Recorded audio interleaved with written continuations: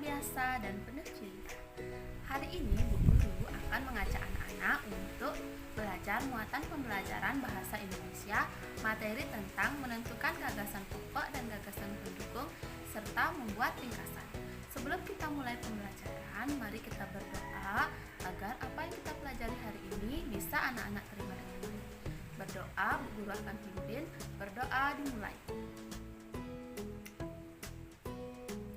Berdoa selesai.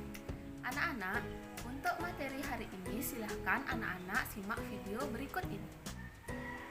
Hari ini kita akan belajar Bahasa Indonesia tema 1 subtema 2. Materi yang akan kita pelajari hari ini adalah menentukan gagasan pokok dan gagasan pendukung serta membuat ringkasan.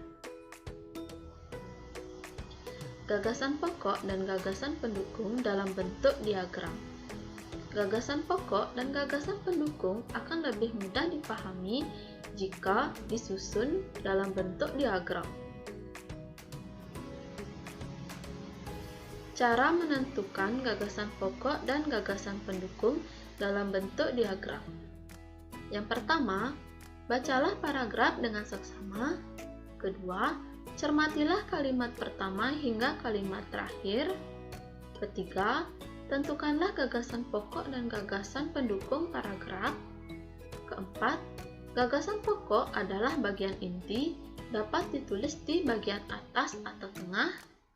Kelima, gagasan pendukung adalah cabang-cabang dari gagasan pokok, dapat ditulis di bagian samping atau bawah gagasan pokok.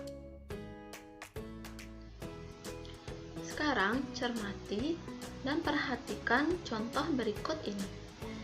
Di sini terdapat satu paragraf. Indonesia memiliki berbagai bahasa daerah, misalnya bahasa Batak, bahasa Jawa, dan bahasa Sunda.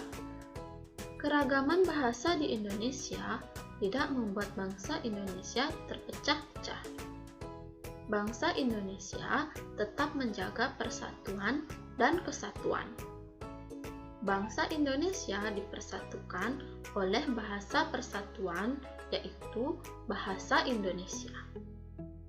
Dari paragraf ini, anak-anak bisa lihat tulisan yang berwarna ungu merupakan gagasan pokok dari paragraf tersebut. Sedangkan tulisan yang berwarna biru adalah merupakan gagasan pendukung.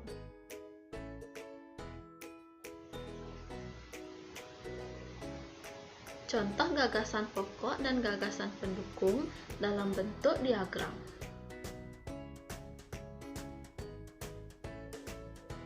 Nah, di sini bisa anak-anak perhatikan diagramnya. Gagasan pokok berada di tengah-tengah, kemudian di bagian sisinya merupakan gagasan pendukungnya. Ini adalah contoh gagasan pokok dan gagasan pendukung dalam bentuk diagram.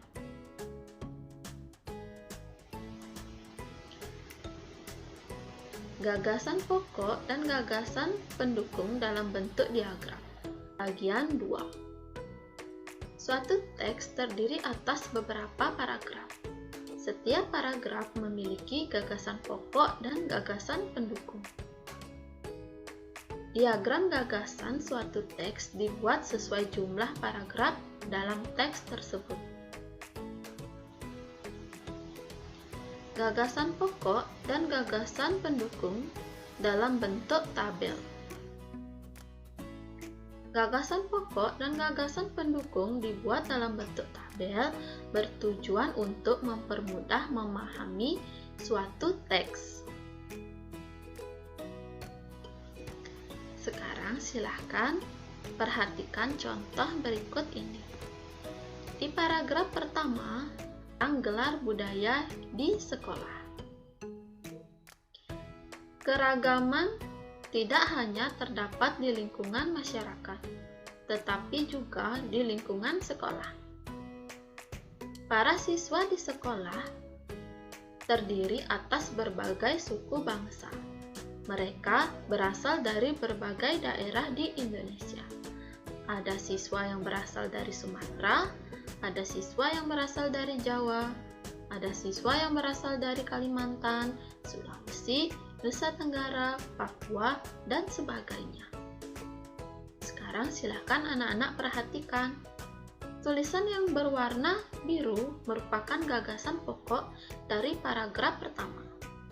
Kemudian, tulisan yang berwarna ungu merupakan gagasan pendukung dari paragraf pertama. Sekarang perhatikan lagi paragraf kedua. Sekolah sering mengadakan gelar budaya untuk memperkenalkan kekayaan budaya Indonesia kepada para siswa.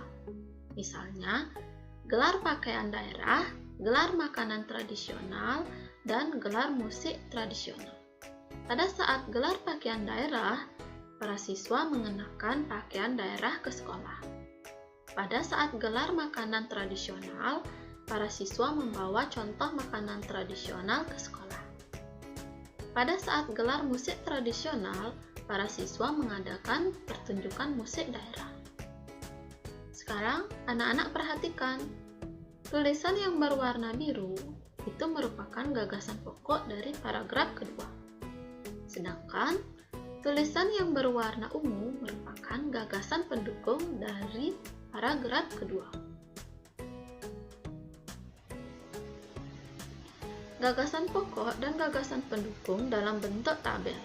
Sekarang silahkan anak-anak perhatikan tabel berikut ini.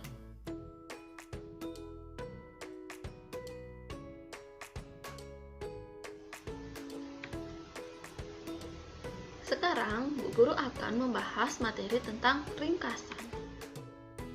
Ringkasan adalah gabungan dari gagasan pokok tiap paragraf yang ada dalam suatu bacaan. Membuat ringkasan teks dengan peta pikiran. Peta pikiran yang berisi gagasan pokok dan gagasan pendukung dapat dijadikan acuan untuk membuat ringkasan. Meringkas isi teks sama dengan menulis kembali isi teks secara singkat. Adapun langkah-langkah membuat ringkasan teks yaitu: yang pertama, bacalah teks dengan seksama. Kedua, gunakan kalimat tanya apa, siapa, mengapa, bagaimana, di mana, dan kapan untuk mengetahui kejadian yang diceritakan dalam teks. 3. Catatlah hal-hal penting yang kamu temukan saat membaca teks. 4. Buatlah peta pikiran untuk mencatat gagasan pokok dan gagasan pendukung pada setiap paragraf. 5. Buatlah ringkasan berdasarkan peta pikiran menggunakan bahasamu sendiri. 6. Urutkan peristiwa harus sesuai dengan isi teks sebenarnya. 7. Gunakan kalimat yang ringkas. Hindarilah pengulangan kalimat dan bahasa yang tidak efektif. Berikut ini, Bu Guru memiliki beberapa latihan soal yang harus anak-anak kerjakan. Silahkan anak-anak kerjakan latihan soal ini di buku tematik anak-anak, menggunakan pulpen dan tulisannya yang rapi. Selamat mengerjakan! Bagaimana anak-anak, sudah mengerti dengan materi hari ini? Nah, jika ada yang belum anak-anak mengerti, silahkan anak-anak bisa menanyakan langsung ke Bu Guru via WA Group. Nah, sekian pembelajaran kita hari ini. Anak-anak selalu jaga kesehatan agar anak-anak selalu bisa mengikuti pembelajaran daring dari rumah. Sekian video hari ini, Bu Guru tutup dengan para Santi. Om Santi Santi Santi Om.